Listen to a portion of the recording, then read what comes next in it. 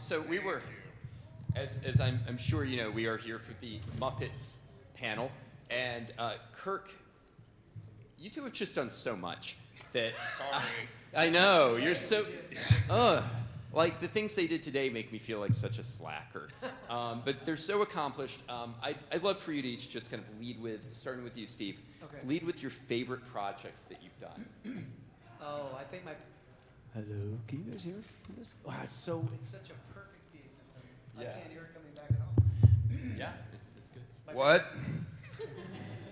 My favorite thing I ever worked on in all those years was Fraggle Rock. Absolutely. my favorite thing.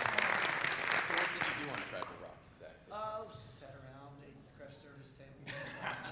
No, we were in Toronto for 4 or 5 years. I did a character called Wembley Fraggle. Okay. And I did a character called Sprocket, who was a dog. I remember Sprocket. And lots of other silly little things. But I think the reason why that's probably my favorite thing ever was because of the age I was at and where I was with the Muppets at that point. I've been there about 4 or 5 years. And I finally figured out what it meant to actually do a character. Because I didn't come at this as an actor. I came at it as a guy who knew how to do this. You know, it took me a while to learn that side of it. And I really sunk my teeth into that show. Of course, second to that is everything I ever worked on with Kirk. Oh, you silver-tongued devil. Silver tongue and silver beard. At theaters near you. That's right. Our new, 2019. it's a buddy cop picture with puppets. I guess they already made that. It's silver tongue and silver beard reboot. Well, that was sweet of you, Steve. Is that my segue? Yeah, I was working on it. I appreciate it. That was very clever. I wasn't expecting it. Answering the same question, I'm assuming you're going to throw me a curveball. Yes. No, same question. I'm super fortunate. I got to work with George Lucas, Leonard Nimoy, and the Star Trek crew, and then Jim Henson. So the first 10 years of my career looks like, you know, I mean, why am I not famous? It's so hard because they all had, I mean, Star Wars was my first job, or Revenge of the Jedi, and watching the biggest movie being made that year on the planet and being a cog in it and being low enough on the totem pole that you could go anywhere. There's 2 people who have all access on a movie set, the PA and the producers. I was on the PA, so but for the Creature Shop, but because I would literally get coffee or, you know, just kind of do the runs no one else wanted to do because I was so happy to be there. So I would go to meetings, I would go to the screenings, the dailies on Jedi when we're in the desert and in the forest of Endor. And it was George Lucas, Marsha Lucas's wife, the director, the producer, and the cameraman, and me. And I would sit in the back and just be quiet as a mouse. So that was an amazing job. And then working on Gremlins was amazing because it was just a fun, crazy puppet movie. And then Star Trek 4, I was with Leonard Nimoy for 2 years. I got to do tons of stuff, and that's a whole nother conversation. And then I met Jim. So I was 24 years old and had already done all that, and then met Jim Henson in '86. And then just had this amazing ride for 5 years, starting as an idea guy, sketch guy. And then the last thing we're working on was dinosaurs. When he passed, we'd had our second meeting. I'd done the first set of sketches, and you would just sit with Jim and draw, kind of doodle as he talked, and you would just play around with ideas. Because he was very visual, it's probably obvious, but. So that was amazing, and then horribly he passed away. But then I got to do dinosaurs, which was, again, amazing because it was his idea that he brought me in from the get-go. Got to design all these characters, write scripts, and then I got to work with Jerry Jewell on writing Treasure Island. I mean, I've never had a bad job, really. There's been some bad gigs where, come in and do something because we have no money, no time. You're like, well, considering it was fine. But yeah, they've all been great. I've been very fortunate, except for no, I'm not going to say. You're going to say anything about me, weren't you? No. Well, you were the compliment I'll pay for Steve since we're all being nice about each other. And you were taught it's important because what you were saying was you started just doing this and you had to learn how to act. When I started with the Muppets, I just thought basically, like you're saying, it was just, oh yeah, they're funny. They do a funny voice and they look at each other and they move their thumb, and I get that. They don't go like this, they go like that. But kind of like anything, like if you're a jazz player, or if you've never played guitar and you start learning jazz, suddenly when you listen to jazz, you're like, oh my God, like you start to know any music, you start realizing the subtleties. Yeah. And your performances as Kermit were just again, particularly as a director, when I'm really watching things frame at a time or watching scenes, and any good actor and every good puppeteer knows how to listen. Because everyone go like, hey, how's it going? How are you? And, you know, make it talk and look at the other puppet. That's not difficult. But when a puppet is listening and reacting, and you would do these scenes where it's like Kermit's surprised, now Kermit's shocked, now he's concerned, and it's just Steve's thumb and his 4 fingers. And again, once you're in it, you're like, holy cow, you were, that's why we kept hiring you. You were so good, and you're a sweetheart on set, one of the easiest people to work with, and super giving with the other performers. So you were the benchmark for an amazing actor and a puppeteer. That may be a bigger compliment. So you owe me $100 now. No, so there. Okay, I'm done. This is fantastic. One thing I do want to ask you about is Jim Henson. You know, what was your relationship with Jim, you know, with the Muppets, and how would you describe him? Well, I think it started out that he was kind of my hero. I mean, I more or less decided, I didn't know I was going to work for the Muppets, but because of Jim's work, I more or less decided I wanted to do this as the thing I was going to do in my life when I was about 10 years old. And this was way pre-internet, so the only access at that point for me was either seeing something on TV or, I don't know if you guys remember, in the old TV Guide magazine, there was this yellow page in the front, yellow page in the back. It was like the bulletin from New York and the bulletin from LA, dotted out, and it would say, Jim Henson's Muppets are going to be doing a special about, you know, Cinderella. And I'd carry that around with me and take it to school, you know, and say, show my friend. That was all we had in those days. And I just loved that work, and I loved the characters. And so by the time I was able to meet him, it's really interesting. You know, my audition with Jim was, you might think he would sit at a table and you'd stand out front and you'd audition like an audition. His audition was that we put on puppets for about an hour, and then we spent 3 days just talking to each other. There was no more puppets. And I wasn't that good at that point. I mean, you know, so he kind of decided in the first hour that I was trainable or I had something that he was looking for. And he just wanted, his main thing was he wanted to make sure that whoever he was bringing in would fit into the circle of people he already had. He was a great fisher of men. Yes, he was. Yes, he to was. quote another book. Yeah. But no, he would, and very few people would ever fade out. Like he picked you. You were part of a team that even if you didn't know anybody, in a few weeks you all felt like you knew each other. You know, there's not a word yet for friends we just met. You know, all friends we just met. That definitely was the vibe. Yeah.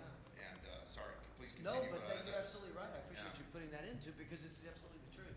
He wanted to make sure that that group was going to be able to function together well, and he chose the right people, and those people stuck around forever. You know, or as long as they cared to. Yeah. You know? So that was the relationship. I mean, it was collaborative from the first minute you walked in the door. You felt like you were a part of it immediately, even if you had no clue what you were doing. Yeah. You know? So tell me, how was it, you know, taking over Kermit the Frog? Because Kermit, I mean, he's Jim's signature character. Yeah. That had to be challenging. How did you cope with that, and how, you know, at what point did you feel comfortable really kind of making Kermit yours? Well, I don't know that I ever completely did that. It's interesting. I know now that I would never have been able to really do it terribly effectively if I hadn't spent some time with Jim, because there were parts of Jim that were just Kermit. I mean, they crossed over completely. You know, you were looking at Kermit, you were looking at Jim to a large degree, and then there were little things that were exaggerations of Jim. But I think it was really the point where with all due respect, because I had enormous support from so many people, but it was at the point where I almost stopped listening to everybody and just relied on what I knew of the person, that I was able to settle into it more comfortably. To whatever extent I was able to keep it going, it was because I had spent time around him. You know? Yeah. Because he was so associated with it, you know? I mean, Well, and the Muppet ethos is very much, the internal ethos that you wouldn't know unless you worked there, is very much the spirit of the character, not a voice impression. yeah. Because there are people who do Kermit spot on, but they're not puppeteers, and they're like, oh, we'll get them to loop. But that's not the company, and that's not the way Jim set it up. Spirit embodies it, and as you said, you worked with Jim for, 10, 12, 15 years before that happened. and is with every character. In fact, one of the bits of friction when Disney bought the Muppets was that they just said, oh great, now we'll audition 9 people to do Kermit and 10 to do Piggy and the guys, the puppeteers, and some of the people who had worked with the company just said, no, it's not how it works. You won't get the Muppets. You'll get a guy in a Mickey Mouse costume dancing. You'll lose their soul. It's the same thing. It's like you said, we're going to do a Austin Powers movie, but we're going to audition 5 Austin Powers. Like, no, it's Mike Myers created that. You can't do it without him. I mean, unless he says, I don't want to do it anymore. So it's the same thing. You wouldn't hire Monty Python. Say, we're going to reboot Monty Python, so we're casting John Cleese. Yeah. But that's how people think about it. You really have to re-educate them. Yeah, so it really is, and that, again, stems from Jim. He respected the people and their spirit, and then let you play. He's the most improvisational producer I'd ever worked with. His creative process was a creative process. He wouldn't go, okay, guys, here's what we're doing. You're going to do this, you're going to do that, you're going to do the drawings, you're going to do, go. That's not right. No, that should be smaller. It was like, I've got an idea. It really was that Kermit. I've got an idea. Yep. And it's a collaboration. And so the fun part was he was a boss who was never bossy. He was your coworker. And the great part was he enjoyed, if you were there, it was because he liked what you did. It was never like, oh God, is he going to like it? It's like, is he going to like this better than that? That's really what it was. Whether it's a performance or a script or an idea, character. And so that was a big part of the joy of it. And I was spoiled because I went from, Star Wars, which was a small group, which kind of all knew each other, Star Trek, and then Jim. And I wasn't even 30 yet. I'm like, wow, Hollywood's great. These great creative people who hire people they like and let them do their job, and then reality hit me in the face. That's why my face looks like this. What was your first Henson project? I met Jim right after Star Trek. I think it had just come out, and an effects producer knew him. She was married to Jim Frawley, who is the director of the Muppet movie. And she said, you would get along with Jim. You have sensibilities. I had created this sci-fi puppet creature project that I was trying to sell, or at least. And she said, you should pitch this to Jim Henson. He would love it. So I met with Jim, and very similar to you, we had lunch. He was at the Bel Air Hotel, where I guess is where he stayed. And we had lunch, and then we went to his room. It was him and his assistant, and we sat on the floor, and I showed drawings, and we talked for like 3 hours. Yeah. And it started with showing him the work, and then talking about movies, and Labyrinth had just come out. And he asked, and then we went for a walk, like in the Rose Gardens. Just, let's go take a walk, because it's nice out. I'm like, okay. It was so comfortably casual. If you look back at it, you're like, how was I not just going, what's happening? But you're so in the moment, because that's how he made you feel. And we talked about what shocked me, again, as an adult later. He said, what'd you think of Labyrinth? And it was comfortable enough at this point to say, well, I liked it better Dark Crystal because, and I said not visually, they were both amazing, but it had more of a human element because Dark Crystal was so alien or fantastic, it was hard to connect. He said, well, that's why we did that, and the threat was more real, a sister with a little brother. And it hadn't done well at the box office. But he really wanted my honest opinion, and I gave it to him. And like later, I'm like, oh, thank God it was Jim Henson, not somebody else, because they might have been deeply offended. Because I didn't say, oh, it was great, the best thing I ever saw, because I felt I could be honest with him. And that, again, it's such a presence of character that you don't see very often. So we just feel very fortunate to work with Jim and then all the people he had surrounding him. So would you say Muppet, and we chatted a little bit about this yesterday, would you say Muppets are for kids alone and exclusively? Yeah, they definitely never were intended to be that I know of. Jim and Frank used to say that even on Sesame Street, none of what they were doing, the curriculum, of course, the ABCs and the numbers, but none of what they did with characters like Ernie and Bert, none of them were meant for kids. Maybe the character that might have been the most for kids might have been Big Bird, maybe.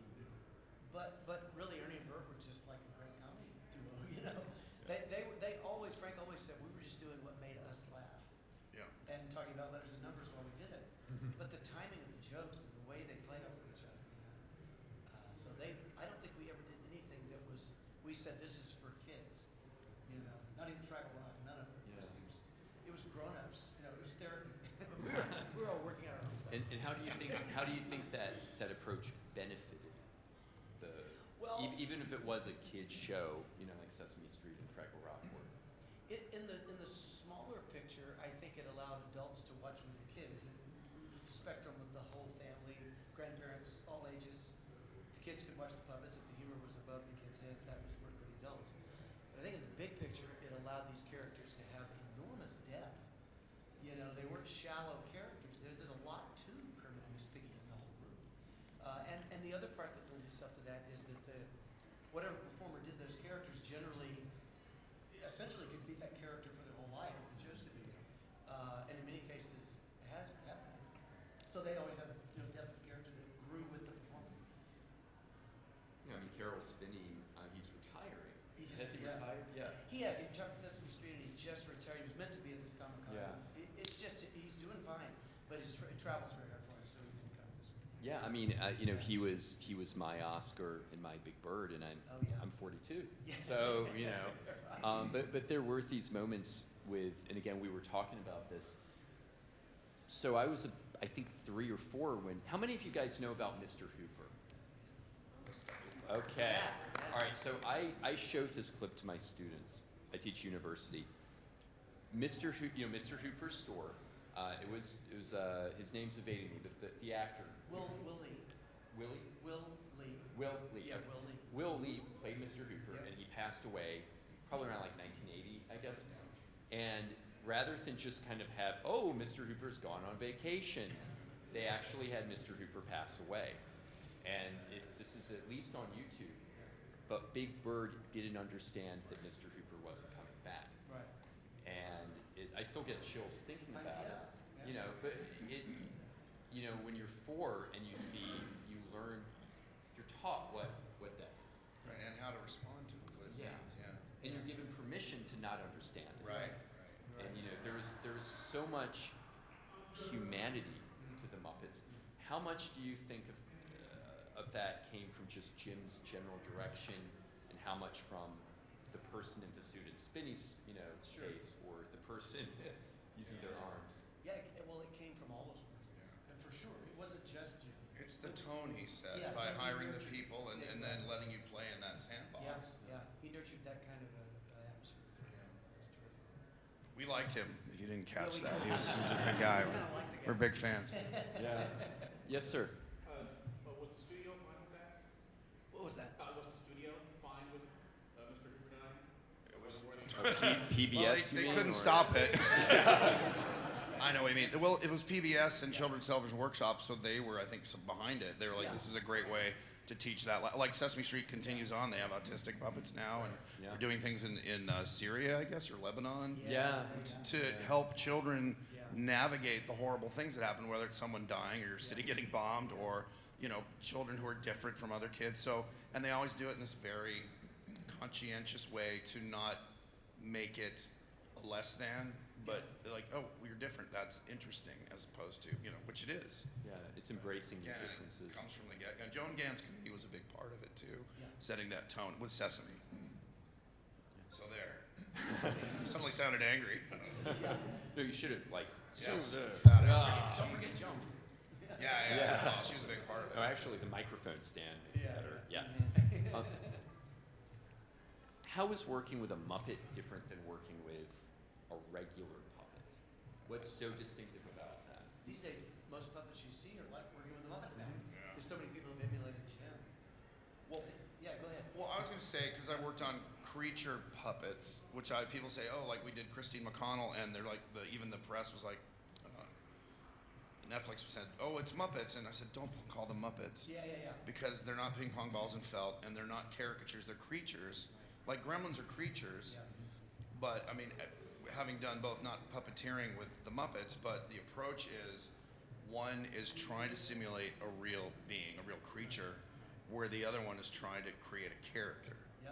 And not like E.T. was somewhat of a character. The Gremlins 2 had the brain gremlin, but they're still always more, and especially movies, they're kind of a one-note or one-bit thing because it's 90 minutes of entertainment.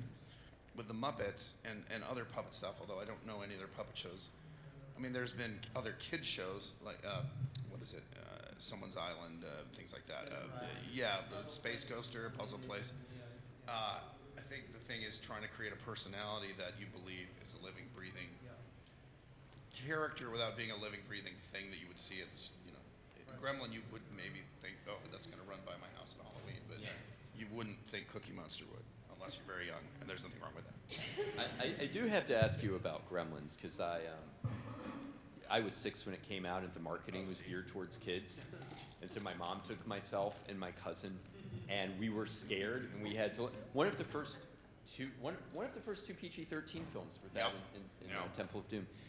What exactly did you do on Gremlins, and what really called out to you from that film? Yeah, what got it, Chris Walas hired me because he had actually hired me to do the Creatures on Jedi, and then he left to start his own company. So when Jedi wrapped, he said, "Hey, I've got this big job doing a movie called Gremlins with Spielberg producing and Joe Dante directing."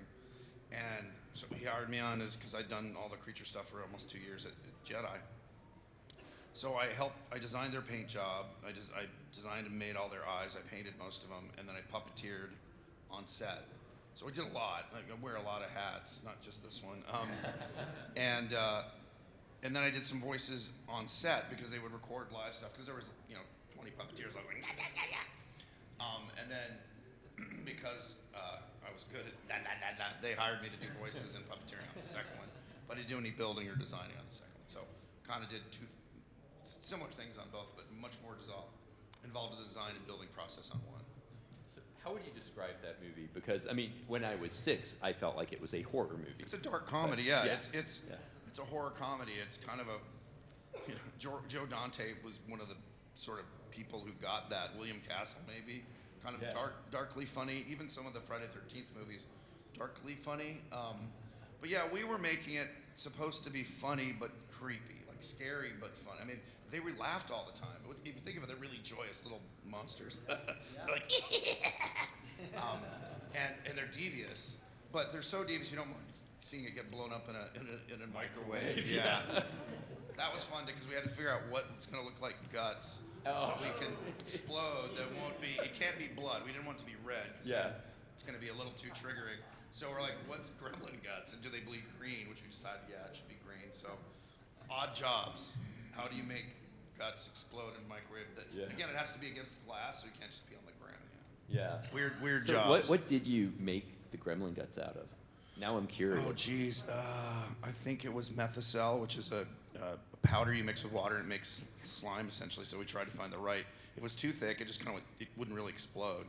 And then green food coloring, and I think we had chunks of alginate, which is a dental. If you ever gone to the dentist and had your teeth impressions taken, we would make like chunks of that and with green food coloring. So it just looked like, well, I won't say what it looked like, but it's something that came out of your body that was green.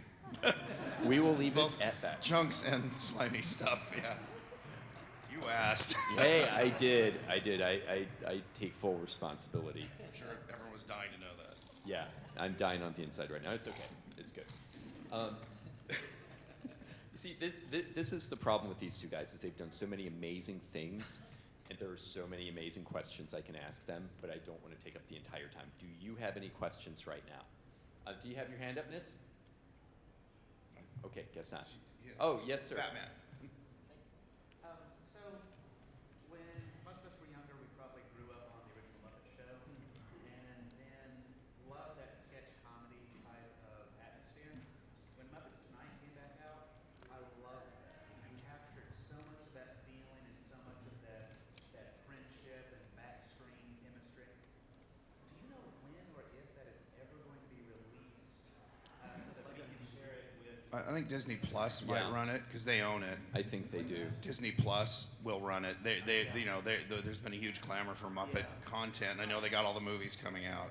Yeah. I assume because they own it. It was ABC, and it was sad that it was cut short because, and I was a producer on that, and we went in after the first 13, I think, to Jamie Tarsis, who had just taken over ABC from NBC, where she'd done Friends.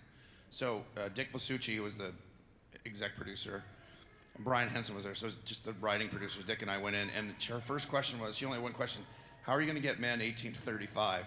And we had done focus groups, and literally it looked like love it, nothing, wrestling, car racing, sports, and then back either when they became fathers or they were artists. So that was the one group that were like, well, we had an answer, which is we have sexy guest stars. We had Michelle Pfeiffer, we had Heather Locklear, Sandra Bullock, Cindy Crawford. So yeah, I mean, it's like. Yeah. You had Prince. Do you have any recollections Oh, of yeah. working with Prince? I could do an hour on Prince, Oh but my gosh.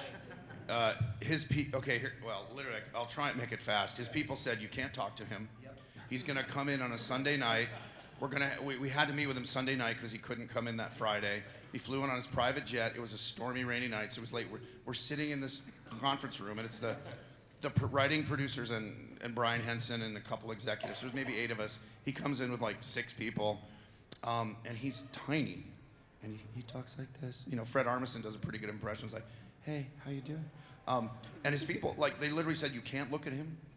Don't look at him. Don't ask him questions. If you do, address him only as the artist." Yeah, that was that And we're time like, frame, right? yeah. So we're like, okay. So he comes in with his people. He sits at the end of the table, and we're all like, so if Steve is Prince, we're like, so you has he read the script? Like, what do we? And he's acting like we're weird. He's like, yeah, I read it. And he's looking at us. So we start. Yeah. Were you okay? Are you okay with what we wrote? He's like, yeah, I think it's funny. I'm like, oh, great. Is there anything you did like? Now we're looking at him. Like, is there anything you didn't like? No, I think it's really fun. I thought maybe we had a couple notes. And we're like, okay, so it's pretty much thumbs up. He's like, yeah, it's good. Okay, so it was so weird. And he was late and everything. And there's a sad caveat to this whole thing. But what we found out is people were terrified of him. If you saw Muppet Treasure Island, you remember what we did with Captain Smollett, where Sam Leagle's like, do not look at him. He has his inner demons are raging beyond it. You meet him, they're like, hi-ho, you know, and everyone's like, what's going on? That was Prince. Yeah. His people are like, oh my God, don't look at him, don't talk to him. He is furious all the time. You know, he's like the Hulk, just don't trigger him.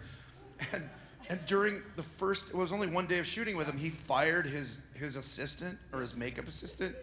And so she was like 24 years old from Minneapolis. She's crying in our producer's office, like, oh my God. And we're like, what did she do? And like, cause he had that big bodyguard who was a total sweetheart. And he's like, I don't know. He was upset about something. And we never saw it. He just like would talk to her like, she suddenly runs off crying. What happened? So we fired her. So we're like, oh God. And she like, how am I gonna get home? Cause I flew on his private jet. So producers are dealing with that. Meanwhile, he's on set. Just like a super nice guy having a fun time, like talking to us. And his bodyguard was like because all our sets for the actors are raised up. So his bodyguard was standing like if we're on set and he's with the humans and the puppeteers are on the floor, so the puppets are about chest height. His bodyguard's standing there always clocking the room. He's like, and so people come in, and I was supervising producer that day on set. So you go, Kirk, who's that? I said, oh, that's cool, it's a prop guy. Okay. And you know, just there was weird, but then they told us stories like at lunch. Oh, he has stalkers that end up in his house. People will dress up in UPS uniforms. Like, so it wasn't paranoia, or I should say it was probably validate, yeah. Yeah, it was reasonable. But he was super fun to work with on set. He had a blast. Notes, and so he was sitting in Yeah. Imagine if he were sitting in a director's chair right in the middle of the room, but nobody's allowed to talk to him between scenes. And so finally, I know Dave Knowles and I were just this is ridiculous. He looks lonely for crying out loud. And went over and struck up a conversation kind of gently. Nobody killed us and nobody shot us. And we didn't get tased. And it was all fine, you know? Yeah. He was great. Dave and I were there was some long scene where they were lighting. He was playing the grand piano for some scene. I don't remember what it was. Yeah. Dave and I were Starfish or under, Coffee, I think. Yeah, we were under the piano doing some characters. Right. And for hours while the lighting was going on. We're in the dark. He's in the dark. He's up here. We're down here. And we were talking, and then he was noodling on the piano. Yeah. And he would play like a concerto version of the Addams Family theme Right. song. He was just a goofy Yeah. guy. Just a normal guy. Yeah, really fun, but talked very, very quietly. But yeah, Fred Armisen now, what is watching, because more than people probably just knew him as Prince. He really nails that, like, that kind of shy little thing. He was very sweet. But we found out, okay, so here's the sad caveat to all that. He was late because his wife had just miscarried that day. Oh my gosh. And they were like, please just cancel, we can read. And he didn't want to do it. Yeah. He was a super professional. So we were like, but he didn't even tell us, because we would have been like, oh my God, you know. So it was all very normal for us. And then he left, and we found out like a week later, because it came out in the press. And we were like, what? Oh. Then you really respected him as a professional, but also a guy who just kept it together. Yeah. I think this young man, did you have your hand up earlier? No. Oh, okay. I guess you were Waving. stretching. This lady right here. Yes, ma'am. So I have both puppeted different puppets. It's hard to do the same one at the same time. Like, I would assume probably Steve Kermit was probably your favorite, but aside from that, and maybe it's different, either of you, or both of you, which was your favorite puppet to puppeteer? My favorite was a character called Mr. Poodlepants. you lying So monster. Kirk, actually my favorite of all time was Rizzo, just to get that out of the way quickly. I enjoyed doing Rizzo as a character probably more than anything else because he was sarcastic and fun. And light. And he weighed nothing. Yeah, and he was a little smart aleck guy. Kirk came in and Kirk's an incredible voice person. So Kirk came in with his character. I don't know, what was it, Muppets Tonight? Muppets Tonight, Mr. Poodlepants. Yeah, which he did excellently. But somehow I got assigned to do it. No, you volunteered because no one else would touch it. And you're like, you were nice enough to go, oh, it's funny. I'll try it. Yeah. And it turned into something that wasn't as funny as what Kirk did. But you have to understand, and I mean this as a compliment. When I first met Kirk, you had to tie a string on his ankles to keep him on the ground. Oh, yeah. He was zany. He was this incredible zany person. And we loved that. But Mr. Poodlepants was born out of that idea. Yeah, channeling my inner nut job. Yeah. And I had to try to do this. Kirk would, I'd say, do it for me, Kirk. He would do it, and then there was no way I could do it. But anyway. Well, that was an odd, yeah. Yeah, but I love doing that character. I'm glad. I didn't know that. I thought you did it to be nice, and then it was. It's kind of like, well, that's it. The Muppets, these characters live in the brain. It's like Gonzo. You can't really do Gonzo. It's Dave Goelz. Yeah. And if you watch Gonzo from 1970s, from the Ed Sullivan special, where he's the first, just little weird guy, he's up here. Yeah. Through the early Muppet Show. Now Gonzo's like middle-aged, Yeah. and kind of calm. He's been to therapy. Yeah. Where he used to be like, I'm gonna do something nuts. Now he's like, gosh, I wonder what my feelings are. You know? and it's Dave Goelz's journey too. It's very much what Dave's been going through. He had wife and kids, and so I don't really do puppeteering much.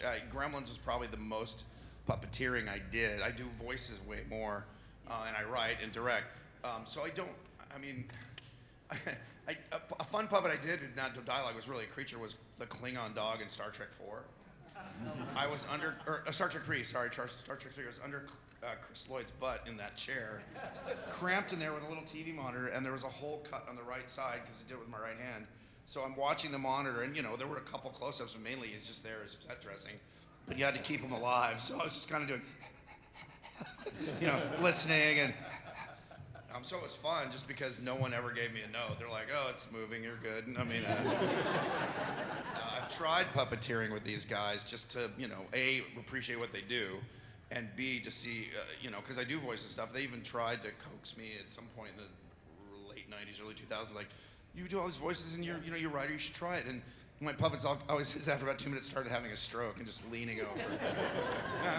So I respect it more than maybe the average person. It's like, if you want to see how hard it is to box, put on boxing gloves and go like this. If you want to see how hard it is to be a puppeteer, just go like that, and then make them talk. So yeah, I don't really have a favorite puppet that I puppeteered. I have characters I created that I love, but not puppeteered. Question for you, Steve. So I have a friend in college. He had to talk with his hands, and we put his hands down on the table, and he literally could not talk. So when you just someone who used his hands. right, exactly. So the point I'm trying to get to is when you would perform as Kermit, are you able to perform with the voice without the puppet, or do you need to have the puppet to be able to do the voice? No, we would do. It's really funny, and I think this was actually kind of Jim's philosophy. He had a pretty objective view of the puppets. They were tools, really, I think. And in the early days, the Muppets were. It really referred more to the group of guys who did the Muppets than to the characters. It was an act that went on variety shows. Right. Jim and Frank and Jerry, those guys were the Muppets, and they did things with puppets. It was almost more like that. And then Muppet Show time kind of became Kermit and Piggy with the Muppets. But we would do vocal records for like toys or record albums, and we almost never had voice. Oh yeah. There were times when I did Ernie for a while, and when I was doing toys with Ernie, it actually helped me to have a picture of Ernie for whatever reason. Right. So like talking toys, like pull string dolls. Yeah, those kind of things. We record all of those. We did all those, and it was nice to have his picture there for whatever reason. I don't know why. So question I have to ask: did you do any of the voices on Sesame Street Fever? Oh my goodness! I think that was Yeah. before my time. Okay. I think that was actually probably Jim doing his Yeah. characters at that Yeah. point. Have you guys heard of Sesame Street Fever? Yeah, yeah. Okay, it's Saturday Night Fever, Yeah. but with Sesame Street Muppets. right, And right. one of the Gibb brothers produced it. Yeah, I have yeah. the original vinyl that's copy. awesome. From, yeah. Musicians love the Muppets. We found when we did Yeah. Bohemian Rhapsody. Oh, yeah. Queen gave us their not just their tracks, their backing. They basically said, "Here's all the stems for the Wow. music. You just put the Muppets on top, and we will love that." So yeah, we didn't do anything except record voices, and they gave us their backing tracks with all their harmonies. It was amazing. Yeah. And they're like, "Go with God. We love you." They didn't charge us. They said, "Please." Wow. So yeah, that's why you get so many great musical acts on the original Muppet Show, and even a bit on Muppets Tonight. Yeah. We got Coolio. He was great, but they love the playfulness of it. So Bohemian Rhapsody, how did you direct that? Because there were And we did that in How a many? day. We did it like a Wow. factory. The one thing that helped was just a black background, so we had 120 puppets, and we just shot it like a factory. Like, okay, you three, here's your. It was all pre-recorded. Yeah. So yeah, we did it in one day. It was crazy. Wow. It was planning. It was a lot of planning. Yeah. wow. Yeah. This gentleman here has his hand up. Yes. Go along with the music thing, the Muppets and Sesame Street and so on, a lot of that, music is a big part of that. I was wondering with all of the songs that they've done over decades, is there any that you can have that are favorites for you, you find yourself singing along to even nowadays? That's so neat. It's hard to come up with a favorite. We've done so much music. Yeah, And I mean, especially on these shows, you know. right. Stuff I worked on Muppet Treasure Island for me is the best musical score since, this is Yeah. my opinion, since the original Muppet movie. Yeah, that's great. The Barry and Cynthia just wrote songs that I can never get out of my head, and we just gave them like, we want to do a song about, because I said in the middle of the movie when I was a kid, I was always bored when it was the romance or the plot had to be driven, and you're like, I don't care. I said, well, let's do a thing about cabin fever, which you get when my uncle's a sailor. He said when you're they also call it in irons, when there's no wind and you're just stuck at sea and you go a little bananas. And it's documented on long sailing voices that would happen. So I said, well, let's do a song about that where they literally go crazy. And so that Cabin Fever is one of my favorites, just because it's Mr. Poodlepants kind of song. It's just about everyone going nuts. And so that would be probably one of mine. All the songs in that one, but that one particularly vibrates with me because I was zany, as Steve said. Not anymore. Very, very serious. So have you ever had a Muppeteer who could not sing? Yeah, I'm not sure Yeah. it was really No, I had a young person come to me one time. This is pre-doing Comic-Cons. I don't remember what it was. A fan came up and said, "I'm now a professional singer, and I learned everything I know from the Muppets." And I thought, "Oh my God!" I didn't say this, but I thought, "I'm not sure. I actually want to hear you sing." Because his name was Tom Waits. Yeah, exactly. But yeah, it's a huge part of everything we ever did. In terms of original music, I love a lot of what we did on Fraggle Rock because there was 2 to 3 original songs per episode written by 2 people, Phil Balson and Dennis Lee. But actually, I have to tell you, the best version of those songs were the original guide tracks, the demo tracks They did. that Phil Balson did. This guy, he had a voice kind of like this, and he would sing all these songs with his guitar. And every single song was amazing, done by Phil, you know. Right. But that's a great show for That'd me. be a deep cut. Yeah. Okay, you have a question. Yes, sir.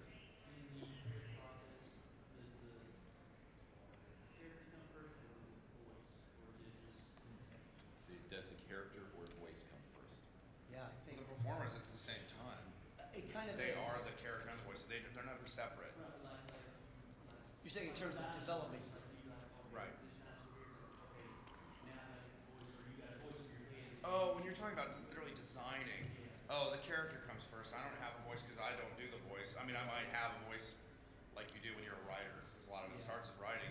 So you might have a type of voice, but I never go, well, that's not his voice, because these guys bring, Kevin Clash brought so much to the baby Yep. with his, he does Elmo, but he also did the baby, and that personality thing was in the writing. And then Kevin, what happens, what's great with the Muppets, like any good performer, you, as a writer, you set, my joke with Jim Lewis was the other Muppet writer, was like, we're suggesters, and Frank Oz is particularly notorious for just, nope, change this, I'll just do it.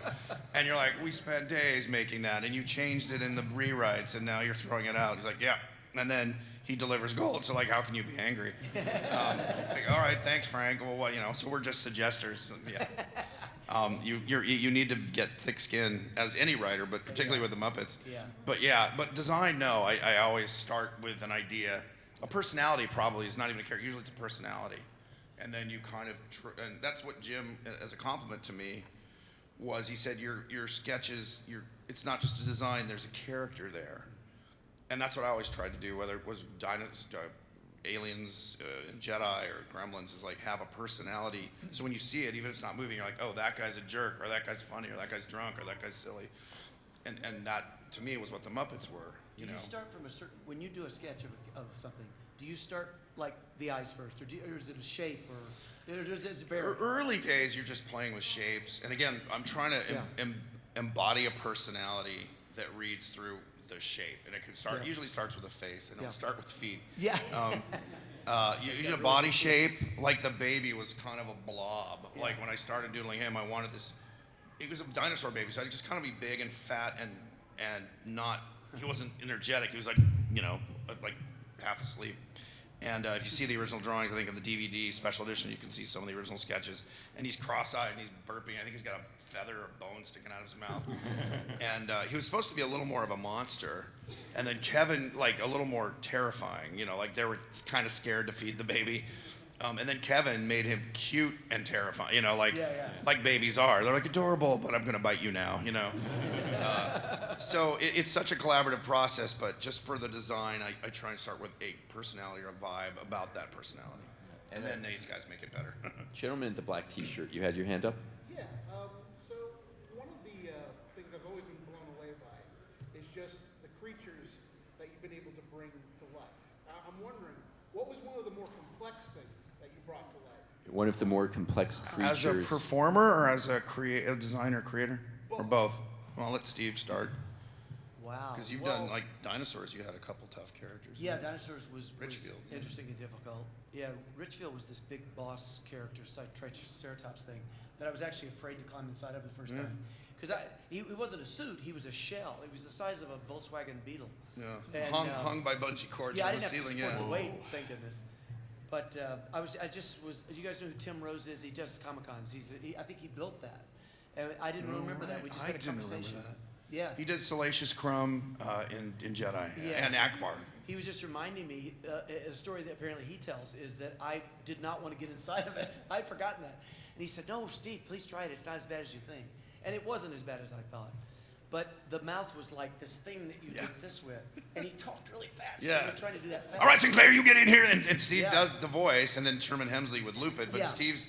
I couldn't not do the voice. Right. It wasn't required that I do the voice. Right. But I just had to bellow. Right. Because it just needed to happen. And because it had a southern accent, which always cracked me a little bit. Yeah, my version had a Yeah, it was kind of, here's this big Come here, southern... boy! Right, he was like the gang boss in Cool Hand Luke, Yeah. But it worked. It was great. He was just this big, blathering, bloviating, booming voiced monster. You have to do the voice whether you're going to do it in the end or But not. yeah, he was a lot of work. He was a challenge.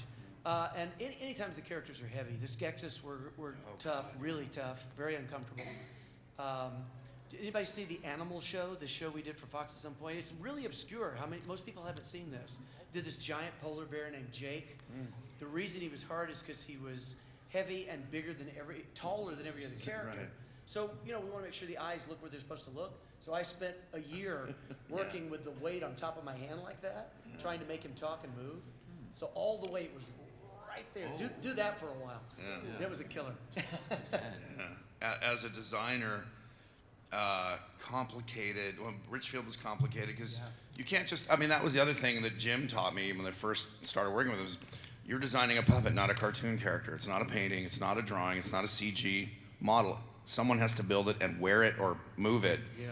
So the design process is very much, you have to be aware, and that's where my background in building stuff was helpful. Richfield was complicated because I said, well, it's not going to be a suit. And originally I thought it was going to be a puppet, and we would kind of do he was a puppet, but a smaller puppet. But it just didn't work, especially because we had all these scenes with Earl in there. I don't know. Outside of that, just stuff on Jabba the Hutt was complicated. That was a big team effort. Like, how are we going to life-size? I mean, he was probably the biggest puppet that was really a puppet, as opposed to like King Kong or maybe the T-Rex and Jurassic, but that was sort of a mechanical thing where he was operated by people. So yeah, probably those two. Well, we are unfortunately only have a few minutes left. Before I forget, you can check Yes, sir?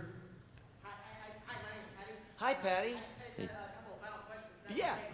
What social media outlets can I follow you guys on? And do you have any upcoming projects you're allowed to share with us? And Mr. Whitmire, what is up with that troll thing that's messing with your Instagram? All right, you get your 20 The bucks. check's in the Yeah. mail. So, as I was going to say, we only have a few minutes, and you can come find these gentlemen at their tables. Yes. But in the time left, what projects might you have coming up? What are you on right now? Is there anything in particular you're working with at the moment? What are you on? I'm on. And what are you on? I don't know. Some girl gave it to me at the club last night. And said you're gonna have the best day tomorrow. I just sold a show to. I told Steve. I can't really say much about it, but I sold a show to Jeff Bezos.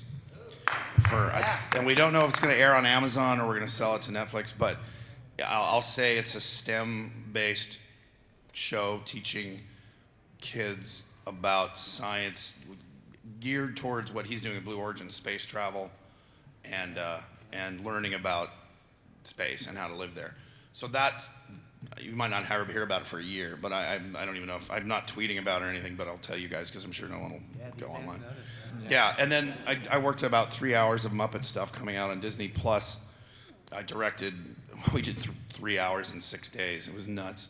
Of this new Disney Plus Muppet channel. I think they're calling it Staycation or something. Oh, cool. I don't know. That might be one of the names of one of the shows, but they're 3 different types of shows, roughly an hour. I think they broke them into 10-minute segments, so 6 10-minutes. So I did 18 10-minute segments for this Disney channel coming out. So that's the only things that is actually happening. Amazing. Steve?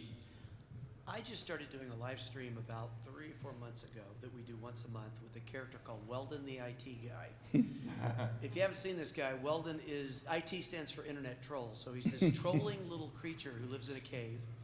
And once a month, because I can't possibly produce more material than once a month on my own, but you can actually go to my website and stream the show. You can also see it after it's done. On What's YouTube. your website? My website is, I don't it's even- so easy. It's not .org or not Right. .net. It's stevewhitmire.website. Really? I love it. I never would have guessed that. That's awesome. But you can see the show, and you can also call in and talk to Weldon, and what he would like for you to tell him is the most miserable thing in your life. He's a troll. That's what we do, and it's live. And So we he's a have marriage fun. counselor. Yeah, exactly. Oh! The worst advice you can get. That sounds Yes, amazing. they are funny. And let me just say, the next one is Black Friday night. East Coast time, about 11:30 that night. We've been moving through the time zones so that people in the Western, hemisphere can right. start to watch it. So, and you can also see it afterwards. But if you're around and have nothing to do on Black Friday after you're overstuffed from Thanksgiving, watch this thing. That's brilliant. Yeah. Well, please give these men a round of applause. Stay for the next one. Thank you so much.